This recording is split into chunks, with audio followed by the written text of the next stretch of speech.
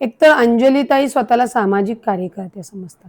मला असं वाटतं की एका बाईचं कुंकू गेल्यानंतर दुसऱ्या बाईला ते जास्त समजतं, कारण का ती महिला असते. परंतु अंजली दमानिया मला वाटतं शूर्पणखा आहेत.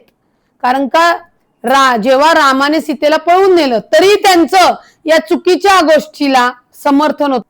रावणाने सीतेला जसं पळवून नेलं आणि त्याला दुजोरा देणारी, त्याच्या पाठीशी उभं राहणारी शूर्पणखा होती. अंजली दमनिया शूर्पणखेच्या भूमिकेत आहे आणि त्यांचं नाक कापावं लागणार आहे. आणि काय उदाहरण देता हो अंजलीताई, आपण काय उदाहरण देता? घरातला पाळीव कुत्रा गेला तरी दुःख होतं.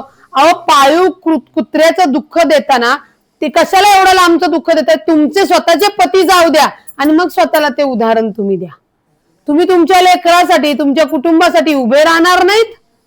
एक स्त्री म्हणून तुम्हाला या संवेदना, दुःख समजायला हवं होतं. परंतु तुम्ही नेहमीप्रमाणे जे काही सुपारी घेऊन तुमचे प्रकरण वाजवण्याची सवय जात नाही आणि त्याच्यासाठी तुम्ही ही जी टीका टिप्पणी करता, तर शूर्पणखा अंजलीताई, तुमचं नाक कापावं लागणार. माझी आपल्याला विनंती आहे की अजितदादा अचानक गेल्यामुळे आमचं हे दुःख फार मोठं आहे. कृपया करून अजितदादांच्या परिवारावर जे दुःख झाले त्याच्यावर फुंकर नाही मारता आली तर मारू नका, परंतु मीठ चोळायचं काम करू नका. आता आमच्यासारखे कार्यकर्ते हे सहन करू शकत नाही.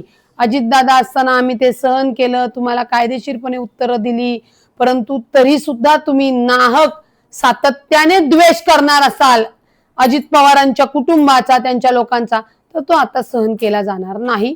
एवढंच तुम्ही ध्यानात ठेवा.